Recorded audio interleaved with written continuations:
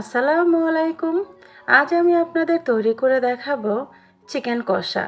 এইভাবে ব্রয়লার মুরগি রান্না করলে সবাই আঙুল চেটে পুটে খাবে। যেহেতু আজকে রান্নাটা করব কষাতে কষাতে, খুবই মজাদার হবে আজকের এই চিকেন কষা। তো চলুন দেখে নেওয়া যাক কীভাবে তৈরি করি।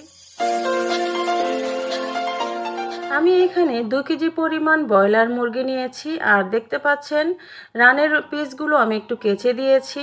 সব মুরগিটা আমি ভালো করে কেটে বেছে ধুয়ে পানি ঝরিয়ে নিয়েছি। আমি আজকে মাংসটা আগে থেকে ম্যারিনেট করে তারপর রান্না করব। আমি এখানে পেঁয়াজ বাটা দিয়ে দিচ্ছি রসুন বাটা। রসুন বাটাটা একটু বেশি দেওয়ার চেষ্টা করবেন, তাহলে ব্রয়লার মুরগিতে গন্ধটা আসে না। দিয়ে দিচ্ছি আমি এখানে আদা বাটা, স্বাদ মতো লবণ দিয়ে দিচ্ছি, হলুদের গুঁড়ো দিয়ে দিলাম,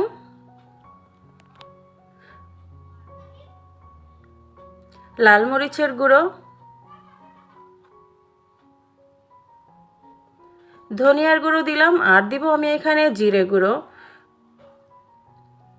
এখন অল্প একটু সয়াবিন তেল দিয়ে আমি ভালো করে এই মশলা আর মাংসের সাথে হাত দিয়ে ভালো করে মেখে নিব। এই কাজটা হাত দিয়েই করতে হবে, তাহলে প্রতিটা চিকেনের গায়ে মশলাগুলো ভালো করে লাগবে। আর এরকমভাবে মশলা মাখিয়ে আমি এটা রেখে দিব আধ ঘন্টা থেকে 1 ঘন্টার মতো। এতে করে সমস্ত মশলা কিন্তু চিকেনের গায়ে ভালোভাবে যাবে। আর মশলাটা যখন চিকেনটা যখন ব্রয়লার মুরগি দিয়ে রান্না করছেন, সেক্ষেত্রে কিন্তু মশলাটা একটু বেশিই দিতে হয়, তাহলে আর গন্ধটা আসে না। তো 1 ঘন্টা পরে কিন্তু আমি এখানে একটা হাঁড়ি বসিয়ে আমি পর্যাপ্ত পরিমাণে দিয়ে দিচ্ছি সয়াবিন তেল। যেহেতু চিকেন কষা তেলটা একটু বেশিই লাগে, এখানে আমি কিছু গোটা মশলা দিচ্ছি এখানে তেজপাতা, এলাচ আর দারচিনি। ভালো করে মশলাটা যখন একটু ফুটে উঠবে, মানে একটু গন্ধ বেরোবে, সেই মুহূর্তে আমি এখানে দিয়ে দিচ্ছি পেঁয়াজ কুচি। পেঁয়াজটা যখন ভালো মতো বাদামি হয়ে যাবে, তখনই আমি মশলাগুলো অ্যাড করব। যেই মাংসটা আমি ম্যারিনেট করে রেখেছি, সেই মাংসটা আমি এখানে দিয়ে দিব। যখনই এরকম একটা কালার এসছে, মানে গোল্ডেন ব্রাউন হয়েছে, তখনই আমি যে আগে থেকে মশলা দিয়ে মাংস মাখিয়ে রেখেছি, সেই মাংসটা আমি এখানে দিয়ে দিব। এইভাবে আপনারা ব্রয়লার মুরগিটা রান্না করে দেখবেন, অন্যরকম একটা ফ্লেভার চলে আসে। অনেকেই বলে ব্রয়লার মুরগি খাওয়া যায় না, গন্ধ আসে। এইভাবে রান্না করে দেখবেন, খুবই টেস্টি হয়। এখন পালা শুধু নাড়াচাড়া। ঢেকে দিব, আবার ঢাকনা খুলে আবার নাড়াচাড়া দিব।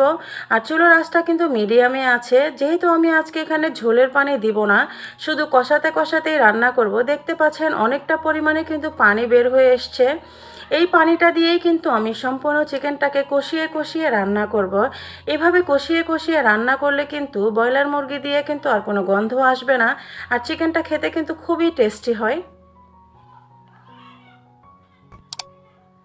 আর আমি যে মশলাগুলো এখানে ব্যবহার করেছি, প্রত্যেকটা মশলাই কিন্তু আমাদের বাসায় সব সময় থাকে। আজকের রেসিপিটা নতুন রাঁধুনিদের জন্য কিন্তু খুবই ভালো হবে। আবার একটু নেড়ে চেড়ে দিব। যতটা পানি উঠে এসছে, সেই পুরো পানিটাই কিন্তু আমি এখানে কষিয়ে কষিয়ে কমিয়ে ফেলবো। কোনো এক্সট্রা পানি কিন্তু আমি এখানে দিব না। দেখতে পাচ্ছেন চিকেনের কালারটাও কিন্তু খুব সুন্দর এসছে। আমি আগেও বলেছি, ব্রয়লার মুরগি রান্না করলে মশলাটা একটু বেশি দিতে হয়, তাহলে কিন্তু আর গন্ধটা আর সেরকমভাবে লাগে না।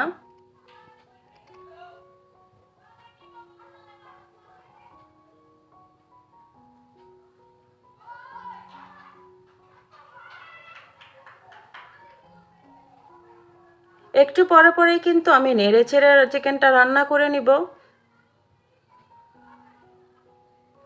এই সময় আমি এখানে দিয়ে দিলাম কিছু আস্ত কাঁচামরিচ ফ্লেভারের জন্য।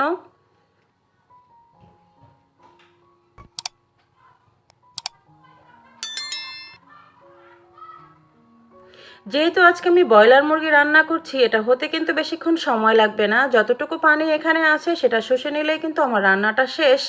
আর আমি আজকে এই পর্যায়ে কিন্তু আমি রাখবো। তো তৈরি হয়ে গেল কিন্তু আমার চিকেন কষা। এইভাবে আপনারা একবার হলেও ট্রাই করে দেখবেন। আমি আশা করছি আপনাদের সবার কাছে খুব ভালো লাগবে। যদি ভালো লেগে থাকে তো প্লিজ একটা লাইক দিয়ে দিবেন। আপনাদের একটা লাইক কিন্তু অসংখ্য ভাই আপুদের কাছে আমার এই রেসিপিটা চলে যাবে।